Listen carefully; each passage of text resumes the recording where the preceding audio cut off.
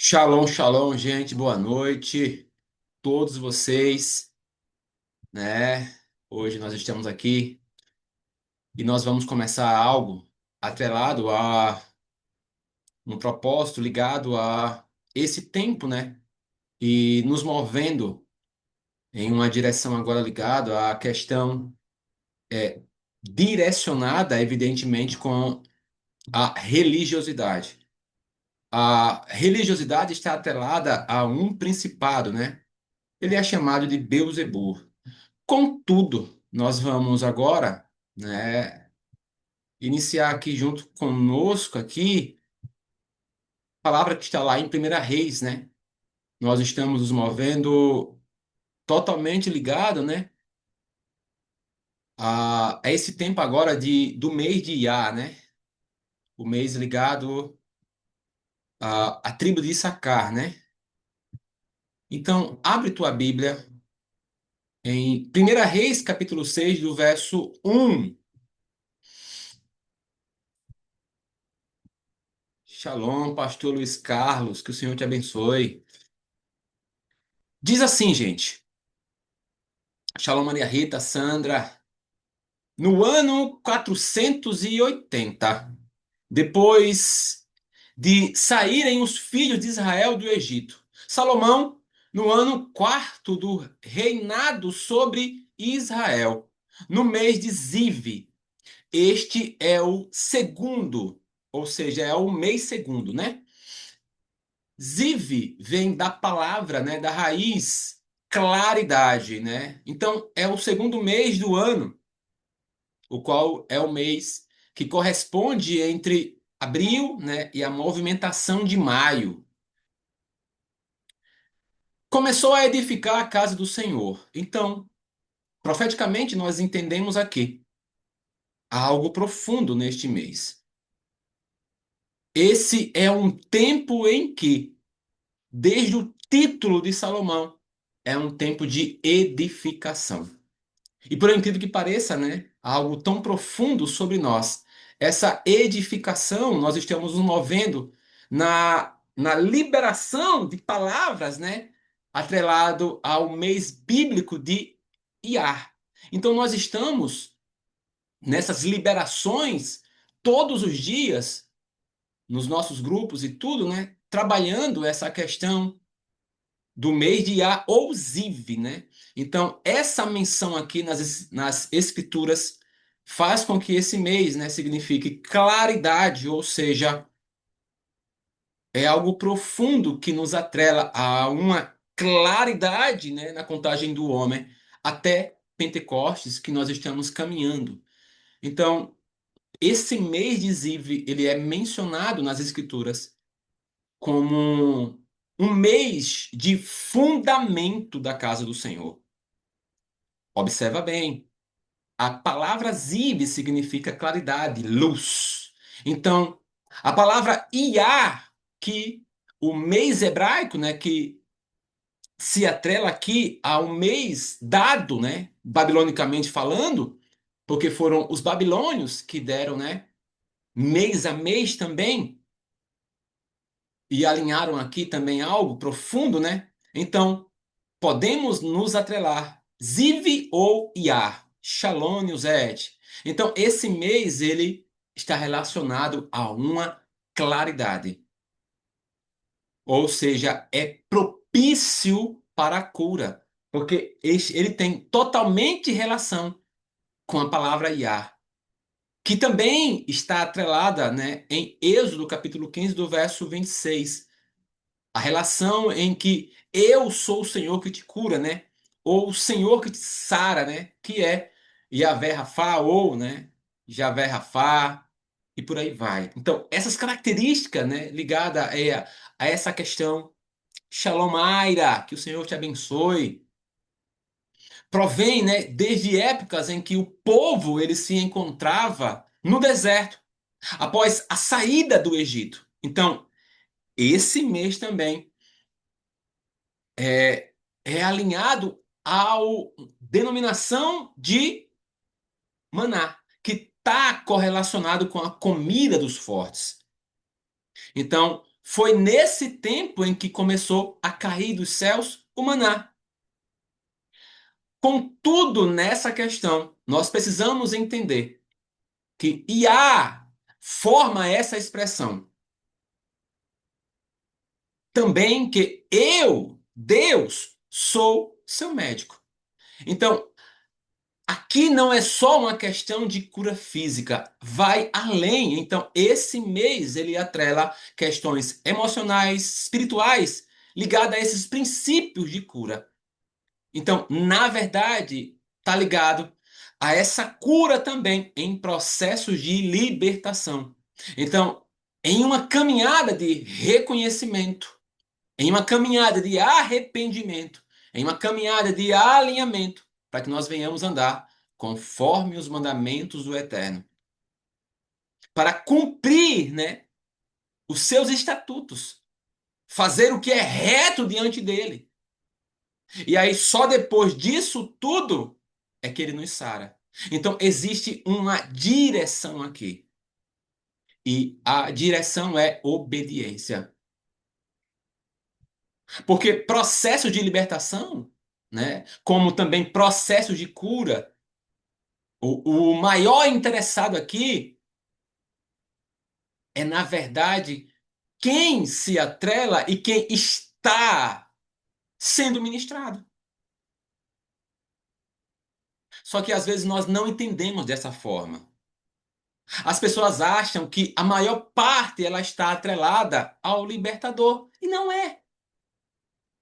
Porque a pessoa que está buscando essas libertações, ela tem que ser o maior interessado. E se essa pessoa ou as pessoas não se posicionarem, não flui como deve ser.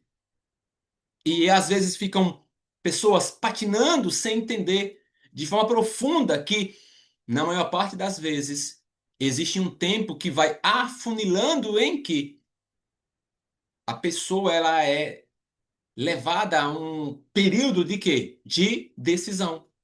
E aí é importante você entender isso, porque é parte crucial desse processo. É aquele que se alinha a essa libertação, a mudança de fundamento.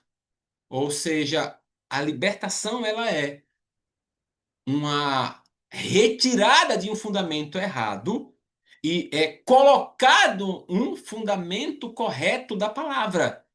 Na verdade é isso. É como retirar, na verdade, um vírus e alinhar o antídoto. Nós precisamos entender dessa forma, porque às vezes nós queremos controlar os processos de libertação, ou manipular, ou querer governar, ou trabalhar com chantagens emocionais. No meio do processo ocorre muito isso.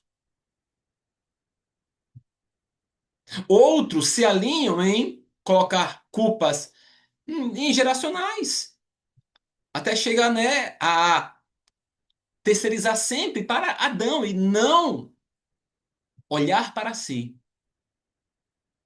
E nessa questão sempre dizem, né? Por que o Senhor se esqueceu de mim? Né? E fica com aquela coisinha, por que, Senhor? Por que, Senhor? Por que? E por aí vai. Mas na verdade aqui, se algo está torto, algo não está correto na minha vida, eu preciso saber quais os mandamentos, quais os princípios estão sendo quebrados, quais as estruturas. Por isso que nos processos de libertação nós vamos estruturando isso. Fundamentos, alinhamentos apostólicos proféticos. É um alinhamento de princípio, é um estabelecimento.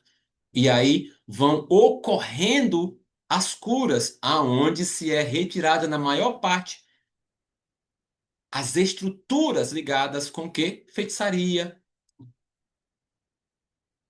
entre outros fundamentos, né, que estão desalinhados. Então, nós precisamos descobrir esses princípios sempre, clamando ao Senhor. Seja nos meus antepassados, né, entre cadeias e estabelecimentos do que eu também estou fazendo errado ou que sempre fiz errado, e aí eu vou realinhando, né, mudando a rota aqui. Então eu preciso entender isso de forma realmente madura. Quais princípios eu estou quebrando? Quais princípios estão trazendo, né, enfermidades? Lembra nesse tempo agora? Atrela a cura? Então, quais os princípios, não só físicas, né, em áreas da minha vida? Quais as estruturas de iniquidade? Então, eu preciso estabelecer algo para trazer cura. Então, os processos de libertação, elas são caminhadas dessa forma. Shalom, Renata, shalom, Tássia. Isso mesmo, Jaqueline. Então, esse segundo mês, a movimentação profética diante da contagem do homem e o alinhamento de fundamentos são para que venha trazer luz. E essa luz é o que traz cura. Então, o princípio deste mês, o fundamento é a luz, a cura, a lâmpada, o iluminar do candelabro, porque nós estamos caminhando para Pentecoste. Então, quais os comandos? E nós vamos nos mover agora, né, nesse período agora, atrelado a essa área, né, da religião, que está ligado a um principado que é Beelzebul. Então, nós vamos nos mover nos sintomas, nas características, na deformação que a religião traz. E que às vezes para nós, né, é algo que, já passou, mas são cortinas, são estruturas de invisibilidade que a gente às vezes se converteu, se batizou e fez aquela coisa toda, porém, ainda essas raízes, elas estão, né, ativadas em nós. Estruturas como ligadas à deformação da religião estão adivinhações, idolatrias, incredulidades, ocultismos, superstições. Já ouviram falar? E nós, né, até após sermos convertidos e tudo, nós caminhávamos, né, com questões que eram passadas dos nossos pais, aquela questão da escada, não passa por debaixo, né, o chinelo virado. Tem tantas das coisas, isso é geral, Sandra, que estão atreladas ao quê? Superstição. E aí nós vamos acrescentando coisas sem entender de onde vieram. E se tem fundamentação bíblica. Imagine, né? Não sei aí se tem alguém que tenha um gato preto. Imagine a situação do gato preto, né? Coitado. Mas veio de quê? De raízes, de superstição. É complicado, né, Rafael? A galera sempre diz isso, né? Família e por aí vai. Então, gente, essa é uma das raízes religiosas de Beelzebul. E a gente às vezes está preso e não entende. E acha que é qualquer coisa. Exemplo, maldições. Elas são também uma operação de Beelzebul. As heresias, as tradições, que nós vamos. Eu estou iniciando aqui com vocês algo, porque nós vamos caminhar de junho nas tradições juninas. Vamos pegar pesado aqui. Vamos destrinchar essa estrutura desse tempo junino juntos aqui, para a gente sair da fogueira, né? Dos padrinhos, das madrinhas aí de fogueira e por aí vai. Lembram? Então, essas tradições, elas são alinhadas a costumes, e esses costumes em muitas das coisas, estão ainda enraizadas nas igrejas evangélicas, atreladas à religiosidade. Formatos cultuais. Nossa, gente. E eu não quero que vocês vejam isso como algo radical. É evidente que os cultos eles são necessários. Mas já se perguntou quem estabeleceu cultos? Quem estabeleceu ordens cultuais? Como começar, como terminar? Ou é assim ou é assado? Como? O estabelecimento de palavra, oração, louvor, harpa, dança, quem estabeleceu isso? Eu quero levar vocês a pensarem, não se rebeliarem. E esse pensamento é que muitas das raízes ainda em estruturas não estão fundamentadas no reino, e sim nas raízes do ismo, catolicismo. Os ismos são o problema. Essas raízes religiosas tradicionais que foram, conforme o tempo, enraizadas em tradições que estão atreladas também ocultamente em Beelzebul. E eu não estou falando que, né, essa estrutura ela se posiciona de forma tão aberta, é oculta. Porque a própria palavra não fala como tem que ser um culto. Só que nós fomos, é, evidente, condicionados a tradições, ao passar de tradições.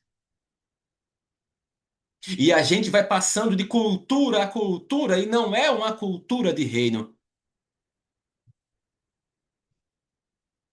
Já imaginou a ceia por uma vez no mês? Quem disse que isso? Aonde está isso na Bíblia?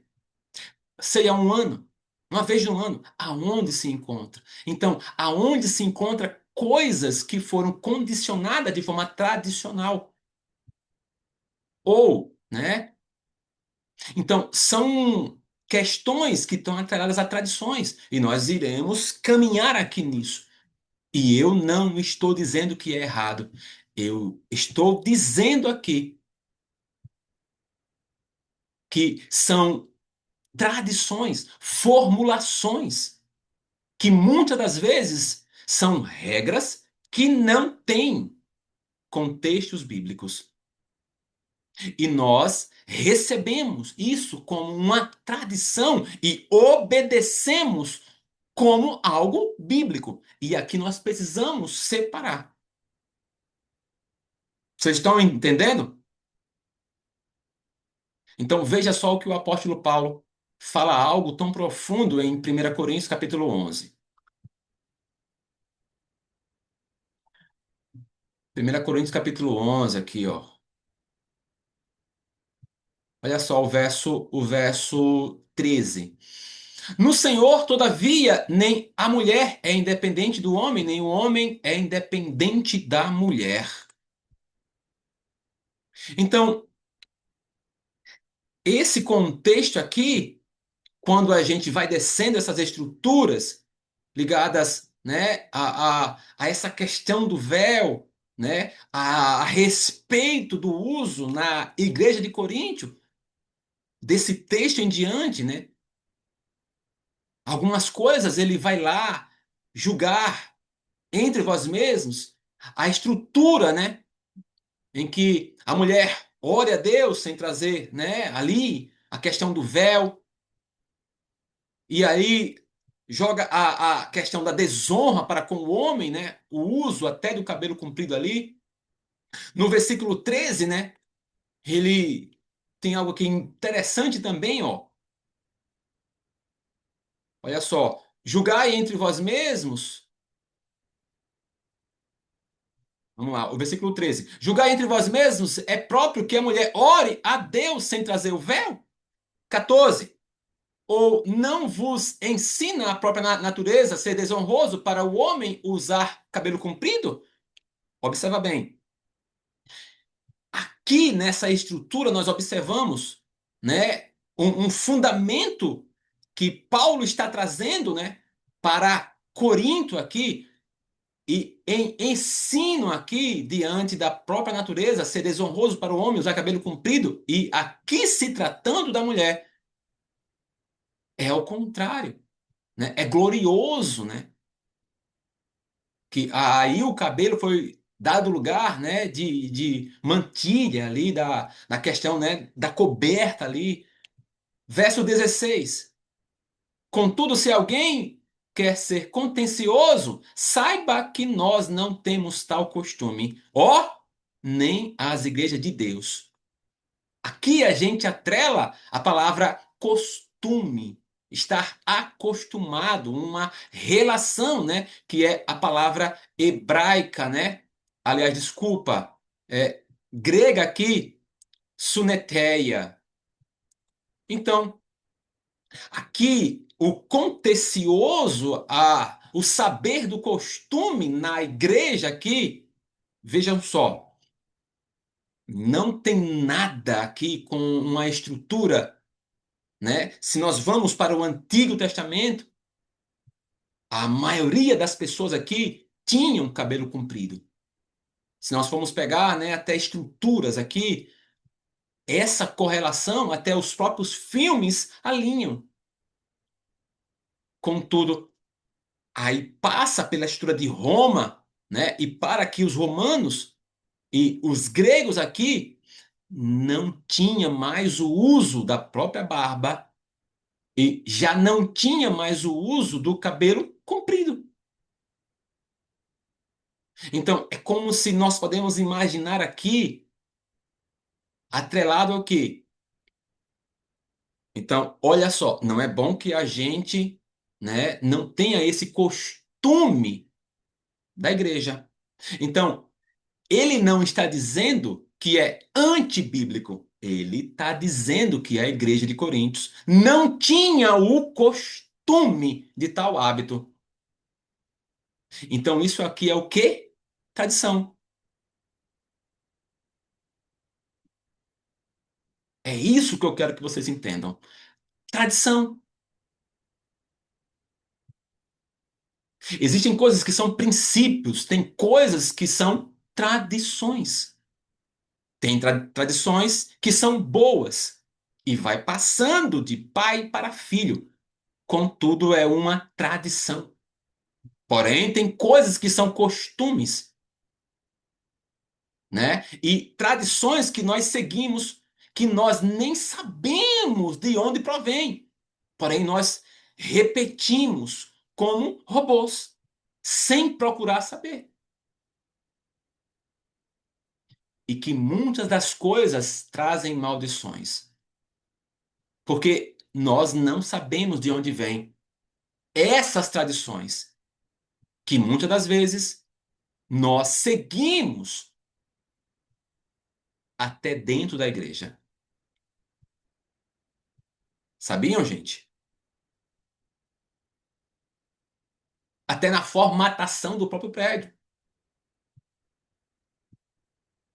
A tradição que ali é recebida, né?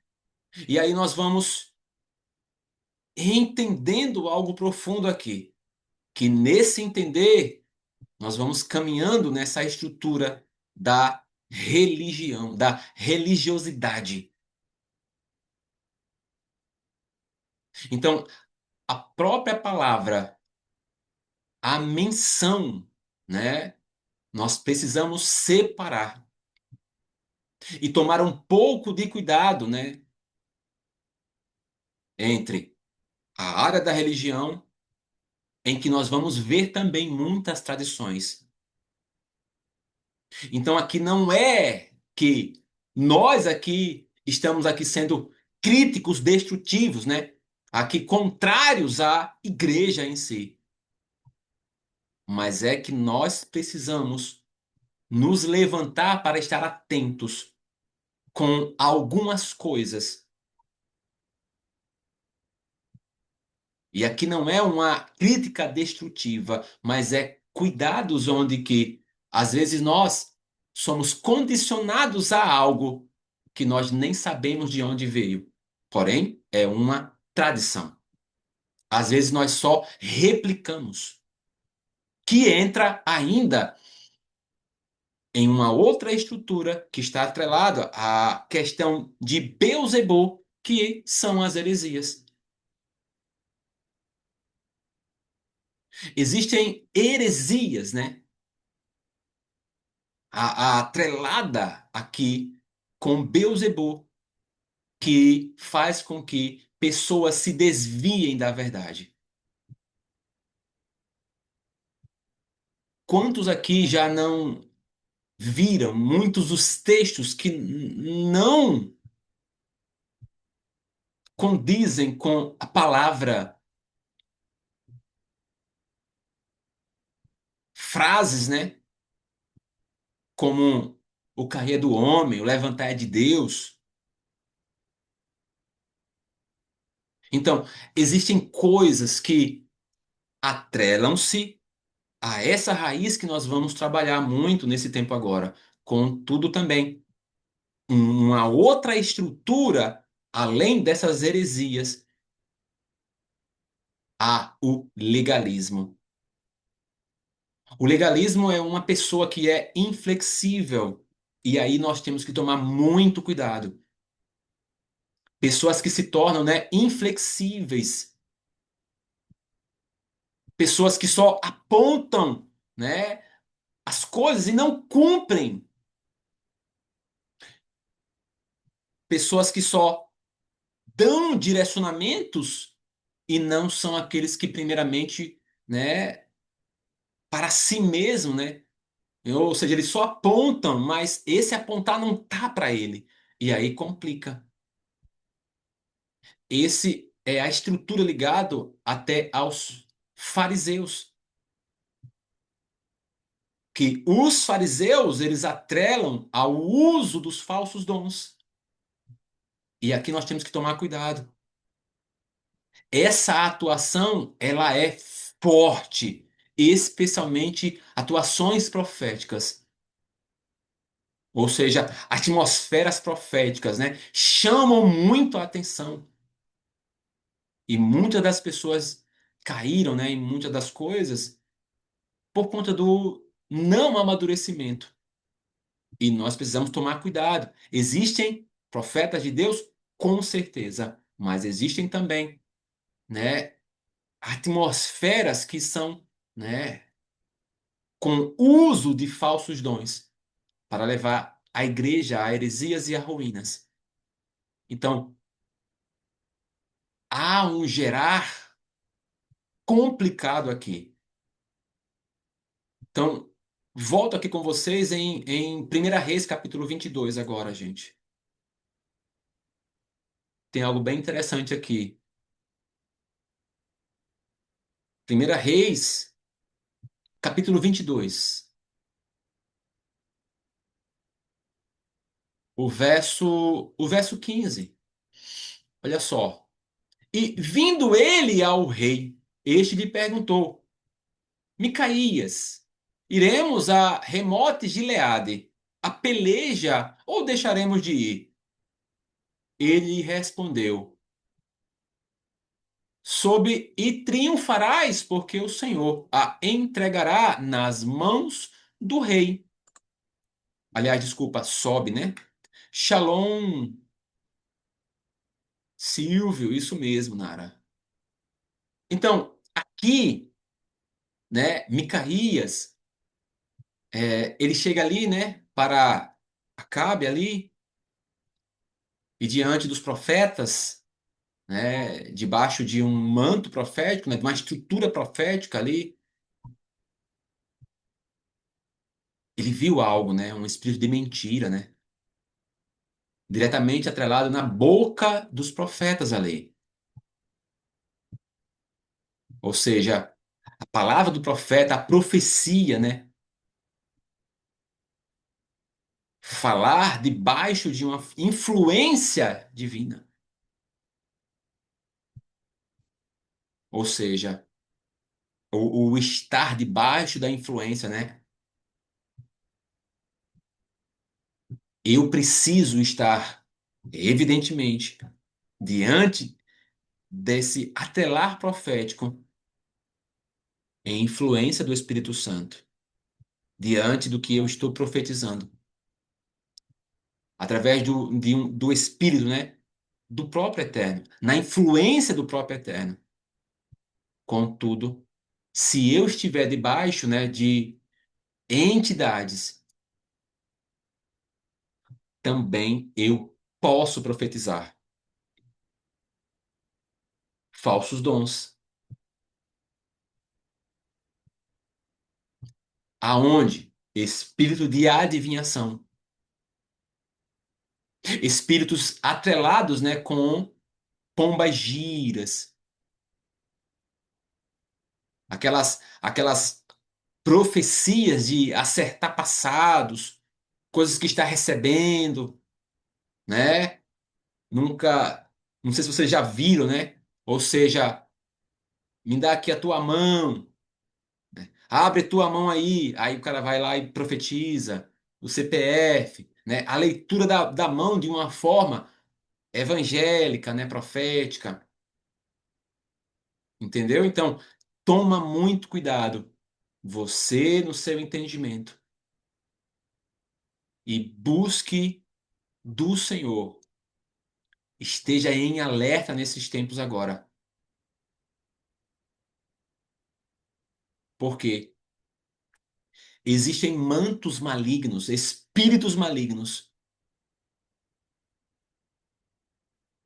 que se movem como se fossem. Existem dons usados de forma errada. Existem pessoas trabalhando de forma errada. Contudo, Micaías aqui, diante daquele conjunto de profetas, ali profetizando, dizendo que o próprio rei ali, né, iria vencer aquilo tudo lá. Onde que os profetas ali, diante da boca deles, só havia palavras bajuladoras e de engano. E aqui, se você for ler o texto, né, Josafá fica incomodado ali. E aqui o que acontece? A exigência de um profeta genuíno. Ali, eles profetizando, e chega a um ponto tão complexo que tem coisas que a própria, né, o uso dos falsos dons faz com que a pessoa, né, vão ali profetizando e às vezes é uma meia verdade e às vezes parece nem mentira é de tão tamanho engano.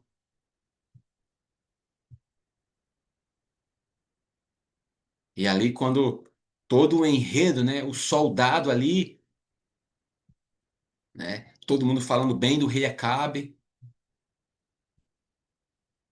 não é um que vai falar diferente, né? E aí ele diz assim, se você for ler o texto lá ali por completo, né? Eu só falo o que Deus me mandar. Aí, Deus falou que Acabe ia vencer. Não. Mas quando o cara chega na presença do rei, qual é a primeira palavra que ele solta? Você vai vencer. E ali, o rei olha para ele, né? Aí, fale a verdade. Fale a verdade. Você está diante de uma autoridade. E aqui não fica algo tão profundo que um rei, ele tem autoridade para parar o engano. Ou seja, fale a verdade. E aí foi onde o Espírito do Senhor, né, se alinhou. Mas se o rei ali não se posicionasse, se ele não desse aquele decreto, se ele não desse uma segunda chance, ia ficar a palavra ali, né, de Micaías, concordando com toda a falsa profecia. Então, cuidado com certas atmosferas. Precisamos tomar cuidado. Precisamos realmente nos posicionar, especialmente, né, na questão da adoração, nesse tempo agora. Porque às vezes parece, mas não é.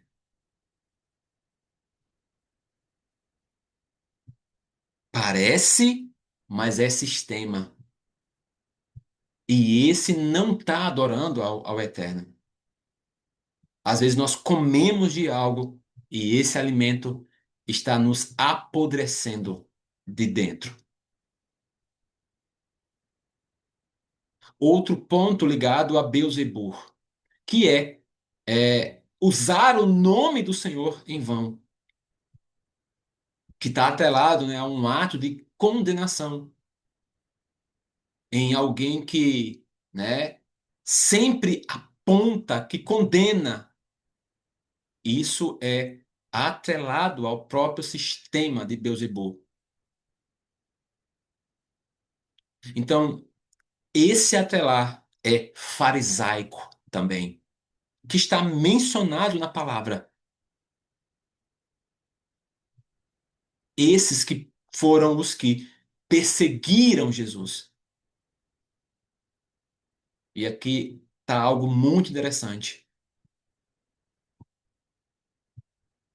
Diante do que você já sabe do que Jesus fez. Ressuscitar, curar, pregar. E eles insistiam, né, na crítica destrutiva. Então, certos detalhes eles só iam nessas questões. A religiosidade, ela se atrela, ela se apega como a que se apegou ao quê? À estrutura do sábado. Esses detalhezinhos, a religiosidade, ela é aquela que bloqueia a mente de uma pessoa e faz com que ela não consiga entender de forma profunda. Existem os perigos profundos dos véus da religiosidade. E aí nós nos perguntamos, né, o que é esse viver na religiosidade?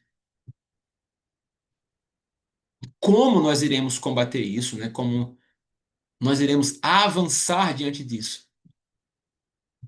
E ao saber que também ela mata e ela é perigosa, porque ela é cega. A religiosidade ela é exagerada. Ela é tão exagerada que chegou a ponto de Jesus, né, ser morto por conta dos religiosos. Ou seja, pessoas religiosas, elas pensam que estão servindo a Deus, quando na verdade estão servindo cegamente a conceitos, crenças, costumes e até o próprio ego, movidos por Beelzebub. E fazem, né, diante disso, coisas contrárias à vontade divina. Religioso, ele prefere se mover de forma errada, só para ter público. Ele não quer cumprir o seu propósito. Ele quer aparecer. E aí se atrofia. Aqui ele, né? Nossa, ele é isso ou ele é aquilo. Porém, no céu não há certificação. Ele fere princípios e mandamentos. A religiosidade, ela está tão perto de nós que nós nem imaginamos. Ela chega a ser uma tentação.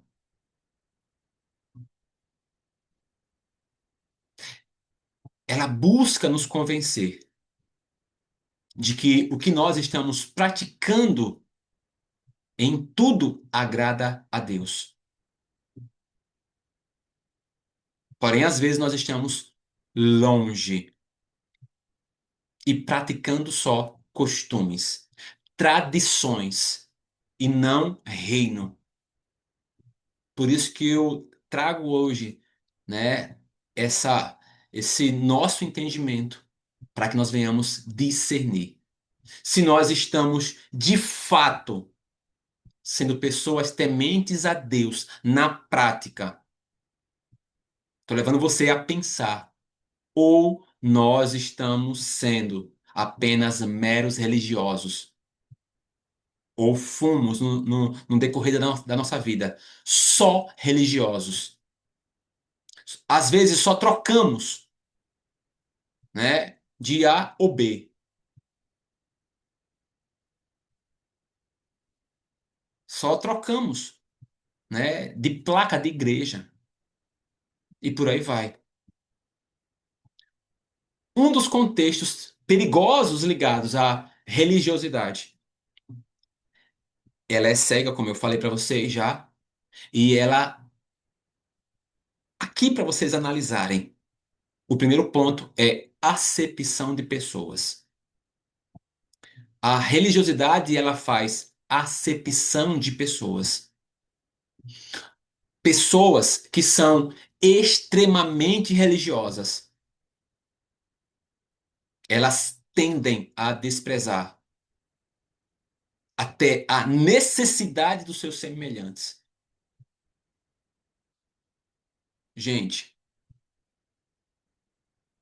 não sei se vocês observam, mas existem algumas placas de igreja que se denominam que são só eles que serão salvos, outros não. Só se, né, adentrarem aqui. E quando você sai, nossa, você já pegou o atestado de ir para o inferno mesmo. Porque eles deliberam esse atestado, eles mesmos, porque fora deles não há salvação. Porque a salvação está com eles.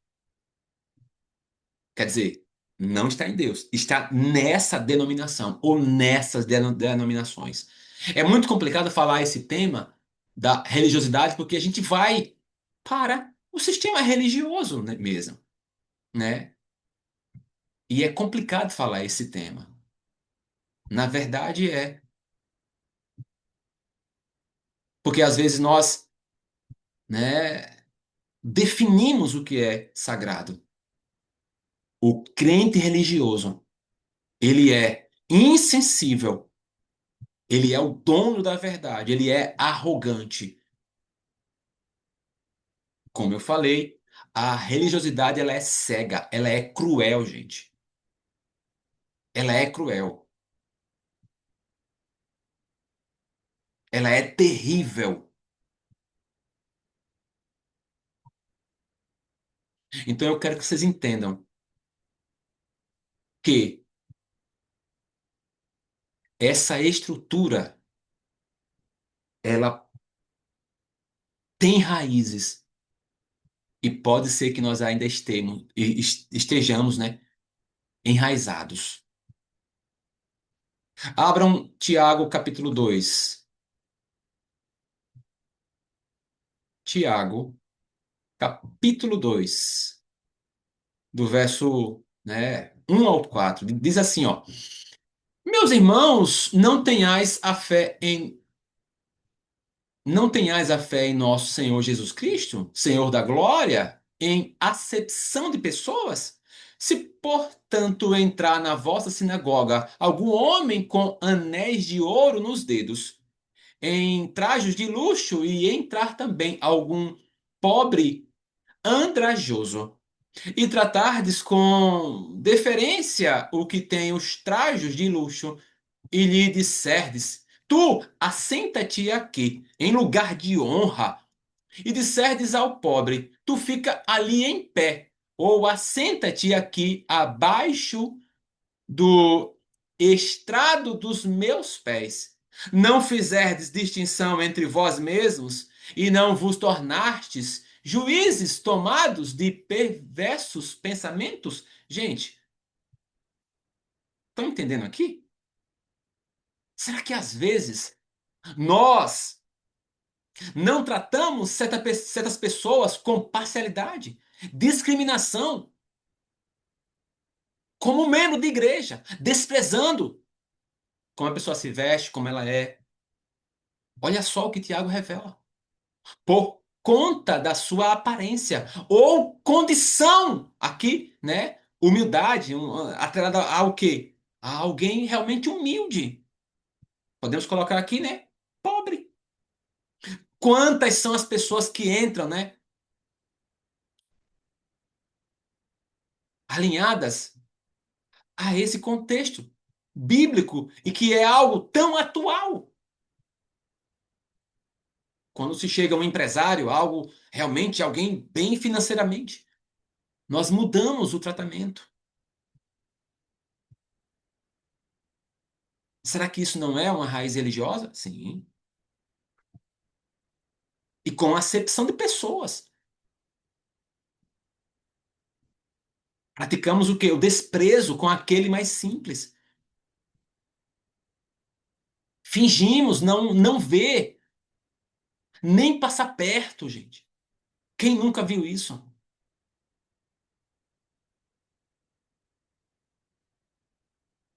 Outro ponto aqui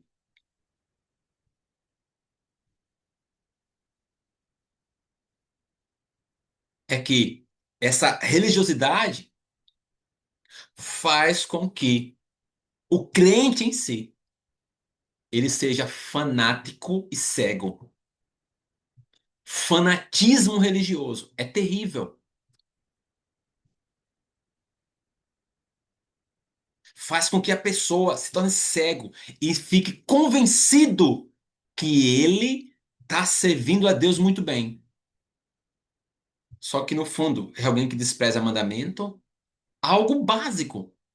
Porque ele se torna alguém arrogante. E por se tornar arrogante, ele nem percebe isso. O próprio Jesus lidou com pessoas assim. Pessoas que se afastaram dos mandamentos e se apegaram às tradições, aos costumes, se tornaram especialistas em fugir dos mandamentos e se apegar às tradições.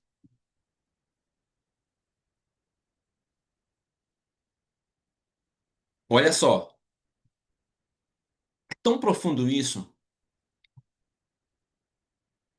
que a gente pode ver algo, né, em Marcos capítulo 7. Olha só, Marcos capítulo 7 do verso 8 ao 13. Negligenciando o mandamento de Deus, guardais a tradição dos homens. E disse-lhes ainda: jeitosamente rejeitais o preceito de Deus, para guardardes a vossa própria tradição. Pois Moisés disse: honra a teu pai e tua mãe, e quem maldisser a seu pai ou a sua mãe, seja punido de morte. Vós, porém, dizeis: se um homem disser a seu pai ou a sua mãe aquilo que poderias aproveitar de mim é Corban, isto é, oferta para o Senhor. Então, o dispensais de fazer qualquer coisa em favor de seu pai ou de sua mãe, invalidando a palavra de Deus pela vossa própria tradição, que vós mesmos transmitistes e fazei muitas outras coisas semelhantes. Observe aqui. Líderes religiosos, naquele tempo, já tinham estabelecido tradições. Se alguém consagrasse seus bens materiais como uma oferta a Deus, estaria até mesmo desobrigado de quê, gente? De ajudar os seus pais com os bens. Olha o perigo da religiosidade. Olha o perigo de Beelzebul, que pode oferecer. É cegueira, gente, é impercebível. Fazer com uma pessoa, né, esteja achando que está fazendo algo certo, mas só está servindo a costumes e não a Deus. Ela está profundamente desobedecendo a palavra. Está aqui. Porque não adiantava de nada consagrar aqueles bens a Deus se eles estavam ferindo o mandamento aqui. Ou seja, eu estabeleço a minha própria vontade acima da vontade de Deus.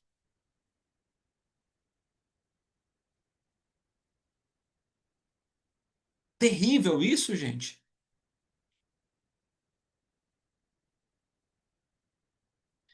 Jesus o quê? Mostrou a eles o engano. Preguiçosos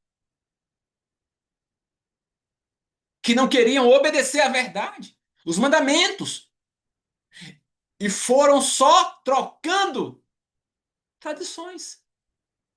Infelizmente, muitas denominações estão trocando mandamentos por suas próprias tradições e estatutos, impondo os seus costumes. E existem tradições super espirituais que estão impregnadas mundo afora, cheias de fanatismo, como se fosse uma regra bíblica.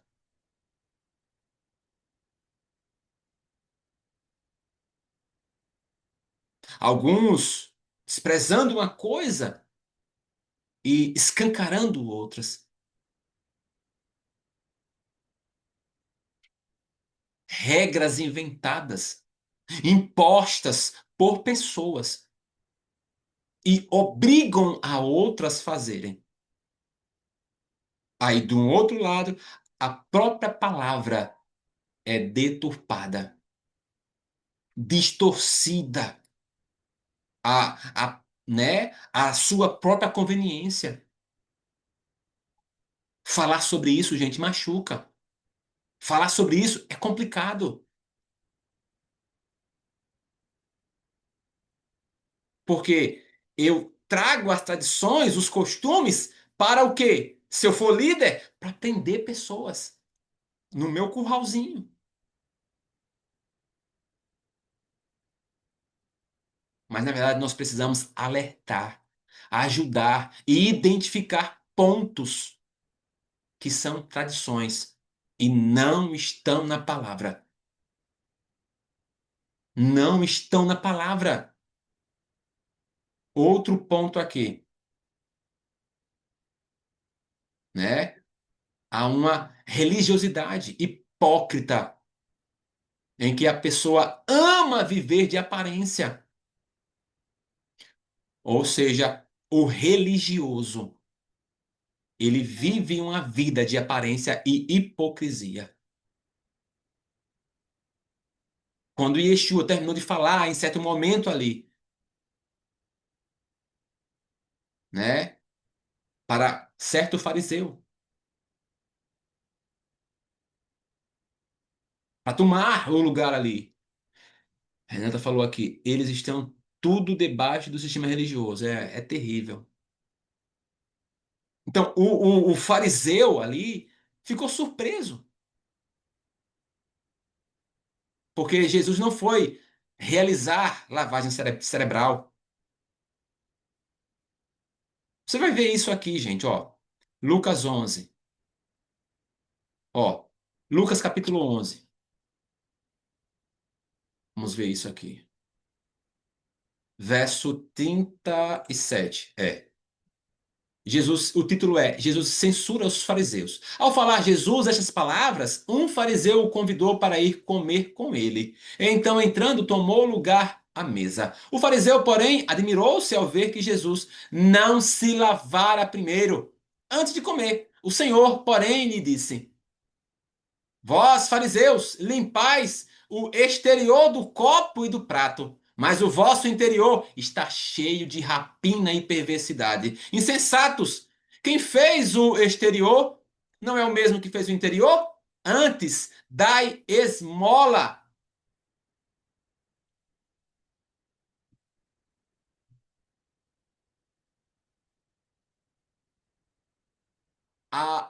Do que tiverdes, e tudo vos será limpo. Mas ai de vós, fariseus! Porque dais o dízimo da hortelã, da arruda e de todas as hortaliças, e desprezais a justiça e o amor de Deus. Devieis, porém, fazer estas coisas sem omitir aquelas? Ai de vós, fariseus, porque gostais da primeira cadeira nas sinagogas e das saudações nas praças. Ai de vós que sois como as sepulturas invisíveis, sobre as quais os homens passam sem o saber. Olha só, gente. O fariseu ficou surpreso pelo fato de Jesus não ter realizado a lavagem cerimonial das mãos. Um costume. Um costume. Tradições.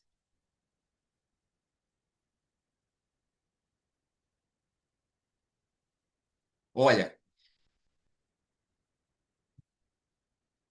nós precisamos separar mandamentos de tradições e costumes.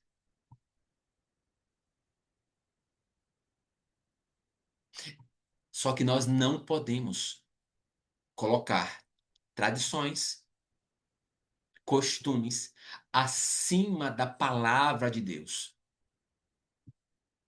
Assim como era, né?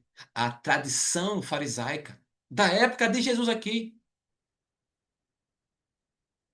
Eles se mantinham como os santarrões para serem vistos pelos outros, né? Para serem bajulados, mas interiormente perversos, hipócritas, religiosos, que não mudavam o quê? O seu interior. Perigosos, falsos. Quantos, gente, são os que vivem de aparência, se escondem por trás das suas aparências, dos seus hábitos, dos seus costumes, das suas tradições. Religiosidade. Outro ponto aqui, que a religiosidade, ela exagerada, você sabia que ela foi responsável pela crucificação de Jesus? A religiosidade. Por isso que nós batemos nessa tecla. A crueldade humana.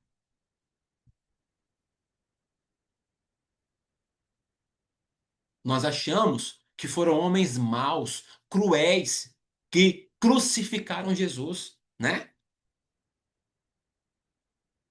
De fato foram, né? Compreendo quem foram. Principalmente foram sacerdotes, os conhecedores das escrituras sagradas e das profecias. Eles foram os principais responsáveis, em que suas mãos foram banhadas de sangue. Eles que entregaram Jesus lá. Sabiam disso? Marcos 8:31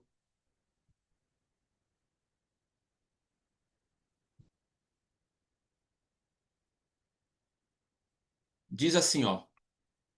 Então começou ele a ensinar-lhes que era necessário que o filho do homem sofresse muitas das coisas, fosse rejeitado pelos anciãos, ó, pelos principais sacerdotes e pelos escribas, fosse morto e que, depois de 3 dias, ressuscitasse. Está aqui na palavra. Está aqui na palavra. Sabe? É terrível a questão religiosa. E ela fica cega, despercebida. Nós precisamos tocar nessa tecla. Achamos que estamos fazendo o que é correto para Deus. E não imaginamos o perigo de tamanha religiosidade. Aqui no caso de Jesus, os principais líderes religiosos do tempo estavam o quê? Aliançados aonde? Na política, com o império dominante. A igreja, podemos dizer aqui, né? Porventura, o templo, a sinagoga, né? Atrelada aqui, aonde? Ao império. A política romana. Não muito diferente dos tempos de hoje, né? Contaminados, defendendo os seus próprios interesses. Amando aqui o quê? Serem líderes. Mantendo o quê? Seu poder, seu status. Passando por cima de tudo. A religiosidade é perigosa e ela corrompe. Aonde? Pessoas por dentro. Ela faz que as pessoas fiquem convencidas, alterando para que elas se achem justas, corretas, que julgam, né, de forma ferrenha os outros, mas quando é para si, é diferente.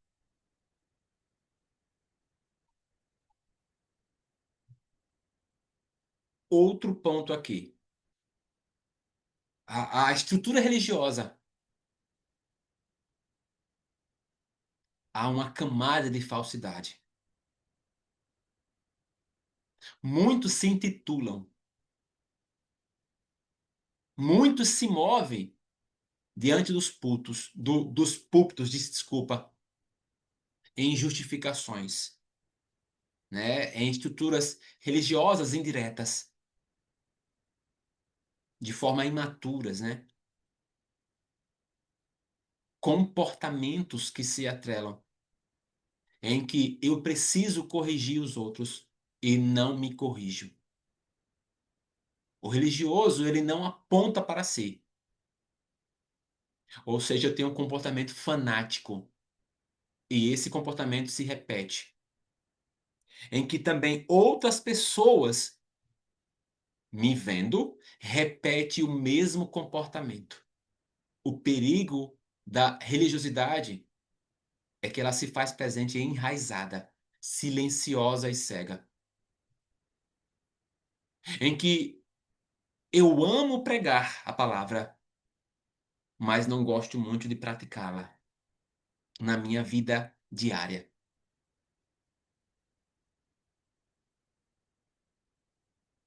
Imagina o que Jesus disse: mestres da lei, e vocês, fariseus, que se assentam, né, na cadeira de Moisés, vocês não se assentam? Obedeçam, faça tudo, tentem fazer tudo.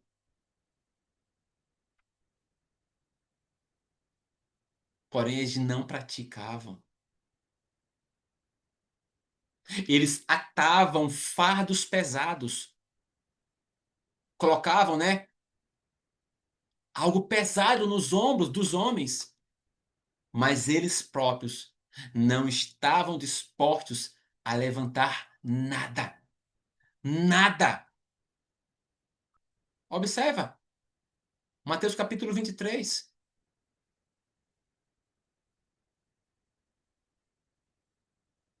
verso 1. Então falou Jesus às multidões e aos de seus discípulos: Na cadeira de Moisés se assentaram os escribas e os fariseus. Fazei e guardai, pois, tudo quanto eles vos disserem. Porém, não os imiteis nas suas obras, porque dizem e não fazem. Atam fardos pesados e difíceis de carregar, e os põem sobre os ombros dos homens. Entretanto, eles mesmos nem com um dedo querem movê-los. Praticam, porém, todas as suas obras, com o fim de serem vistos dos homens, pois alargam os seus filactérios e alongam as suas franjas. Amam o primeiro lugar nos banquetes e as primeiras cadeiras nas sinagogas, as saudações nas praças e o serem chamados mestres pelos homens. Vós, porém, não sereis chamados mestres, porque um só é vosso mestre, e vós todos sois irmãos. A ninguém sobre a terra chameis vosso Pai, porque só um é vosso Pai, aquele que está nos céus. Nem sereis chamados guias, porque um só é vosso guia, o Cristo. Mas o maior dentre vós será vosso servo. Quem a si mesmo se exaltar será humilhado, e quem a si mesmo se humilhar será exaltado. Sabe, é muito fácil aqui apontar erros dos outros, né? E até corrigi-los. Usar versículos bíblicos, justificar seus discursos, tal. Mas na prática, é complicado, gente. É complicado. Ponto 6. A questão religiosa aqui. O religioso, ele busca glória para si mesmo, ou seja, orgulho para si próprio. Essa estrutura, atrelada a esse texto anterior, nesse problema, na questão de costumes, na contaminação, na hipocrisia e na maldade deles. Homens que, né, amavam ser chamados por seus títulos, né? Imagine, não sei se já passaram por isso em igrejas e tudo mais. Se você errar o nome, né, ou o título da pessoa, do bispo, do reverendo, do apóstolo, do semideus, dá problema. Dá problema. Além do mais, no sistema religioso, é um engolindo o outro pela disputa de cargos. O ambiente religioso é um ambiente invejoso, cobiçoso, ciumento e cheio de intrigas. Essa contaminação de Beelzebub é o que silenciosamente, e eu estou alertando vocês, a estrutura de Beelzebub. Por quê? Beelzebub faz que as pessoas queiram glória para si e não aceitem mais ninguém igual a eles. Não aceitem. Observem a estrutura de Beelzebub quando alguém está com a palavra em uma igreja, gente. Quem não está com a palavra complica, porque a pessoa só quer aparecer. Aqui nessa estrutura, ela é um ambiente terrível, demoníaco. E essa sabedoria, ela não provém do alto. Ela é terrena, ela é demoníaca. Tiago capítulo 3. Olha só.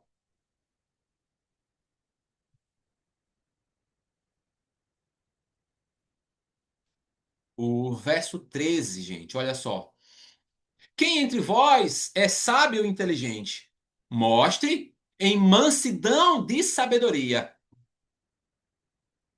mediante condigno proceder as suas obras. Se pelo contrário tendes em vosso coração inveja, amargurada e sentimento faccioso, nem vós glorieis disto, nem mintais contra a verdade.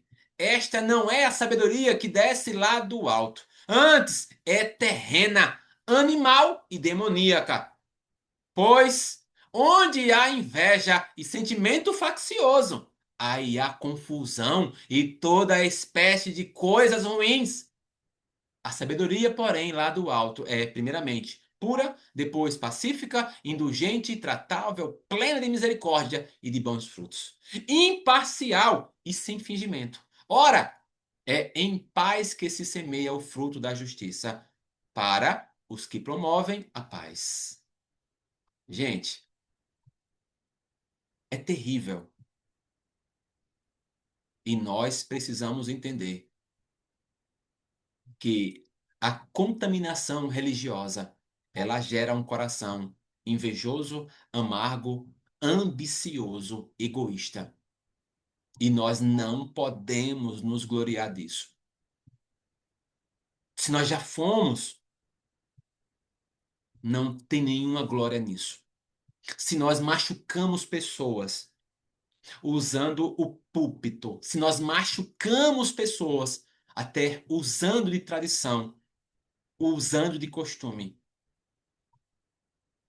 atacando algo, usando até a própria mentira. Toma muito cuidado, porque é um dos males mais graves. É o perigo da religiosidade.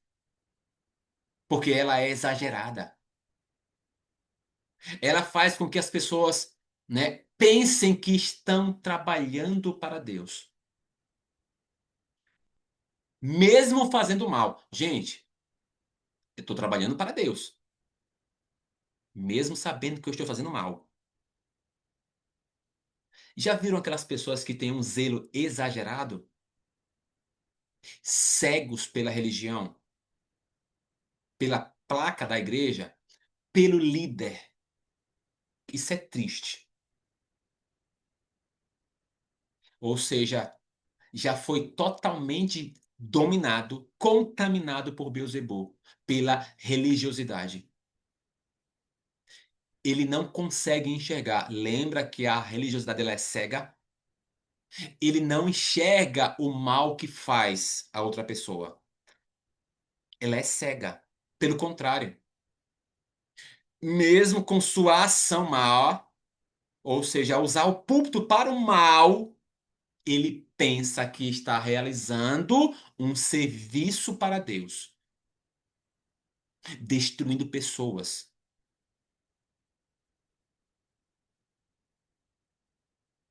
Olha só, João capítulo 16.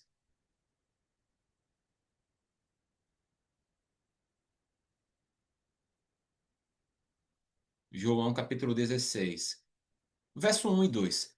Tenho-vos dito estas coisas para que não vos escandalizeis. Eles vos expulsarão das sinagogas.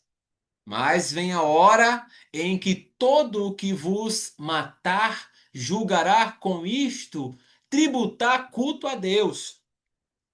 A galera que foi expulsa de igreja, olha nesse texto. Saia da sinagoga. Eita Jesus. Sabe? Aqui, os, os Saús aqui, né? Ele não era só um religioso. O Saulo, lembra o Saulo de Tarso? que depois foi Paulo, ele era mais do que um religioso. O zelo dele era tão extremista diante do judaísmo que ele perseguia, ele queria destruir.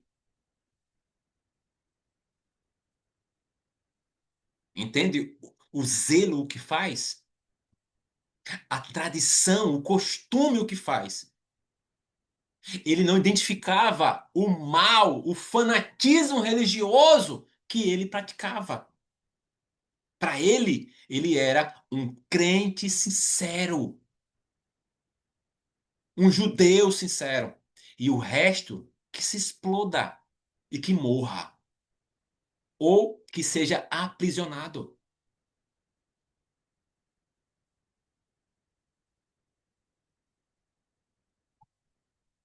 Então, olha o perigo aqui da religiosidade. Mais um ponto. Essa cegueira ligada à religiosidade é algo comum, que gera o quê? Gera o perigo da insensatez.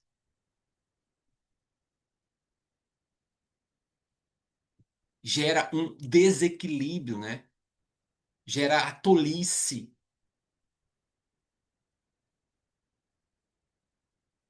Então, quando nós vamos entendendo o alinhar dessa insensatez, a gente começa a ver que muitos de nós queremos imitar, queremos ser e se espelhar em uma outra pessoa.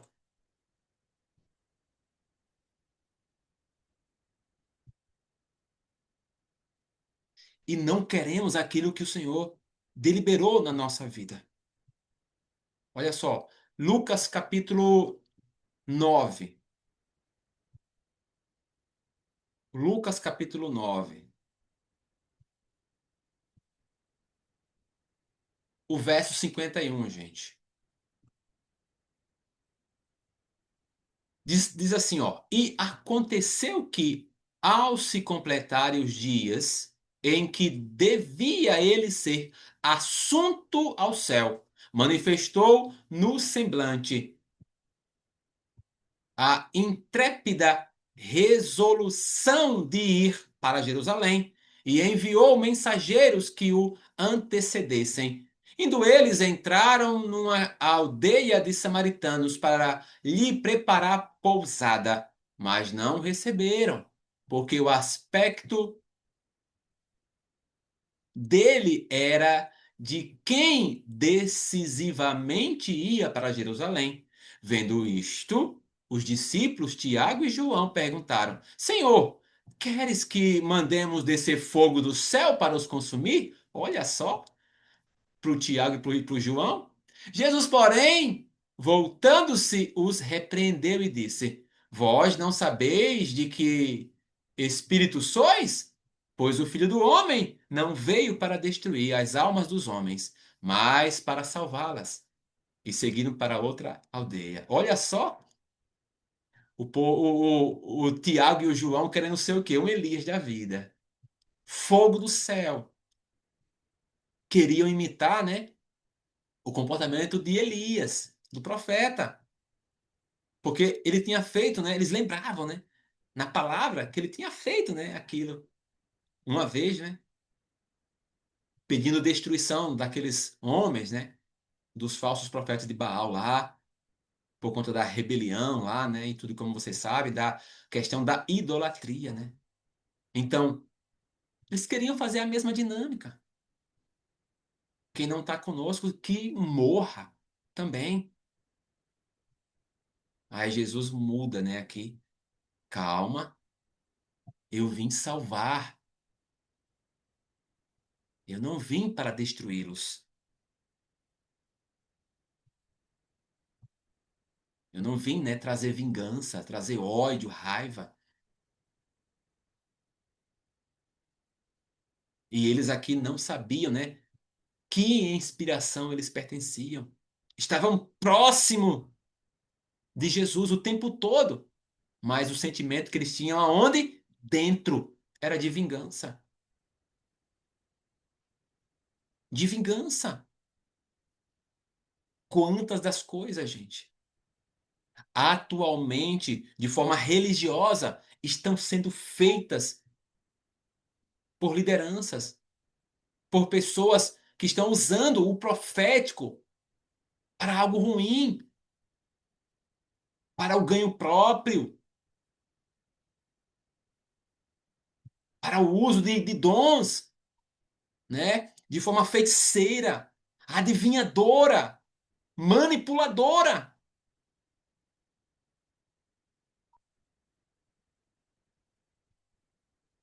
Terrível. A atitude errada faz com que a religiosidade, né, gere essa cegueira profunda, que é deliberada grandemente por Beelzebub. Então, hoje, diante desse entender, nós iniciamos, né, essa estrutura ligada com Beelzebub. E quero que vocês comecem a pensar um pouco. Pensar que aonde vocês estavam,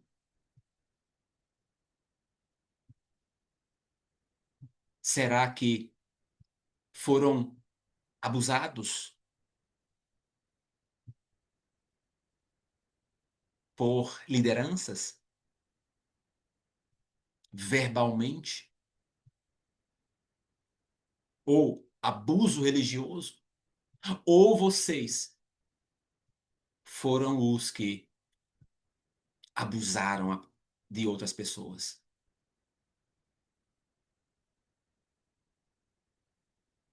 Brechas de Beelzebub em um domínio do sistema religioso.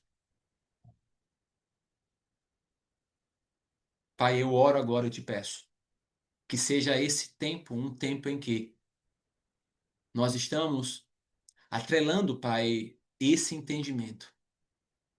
E que o Senhor nos abençoe diante deste tempo ligado a estruturas religiosas. Que nós venhamos ter luz e essa luz seja movida nesta caminhada. A caminhada ligada, Senhor, totalmente direcionada neste mês. Caminhamos aqui, posicionados neste mês que é ligado ao Homer, até Pentecostes. Que o teu Espírito, Pai, sobre as nossas vidas, venha nos ajudar. O Espírito da verdade venha arrancar os véus da religiosidade. Venha arrancar os véus das tradições, dos costumes. Que sejamos nós alinhados a reconhecer, nos arrepender,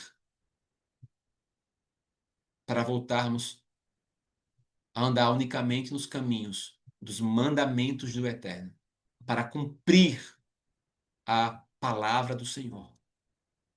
Senhor Deus, eu te peço, fecha toda e qualquer porta das trevas que possam estar abertas diante dessas estruturas.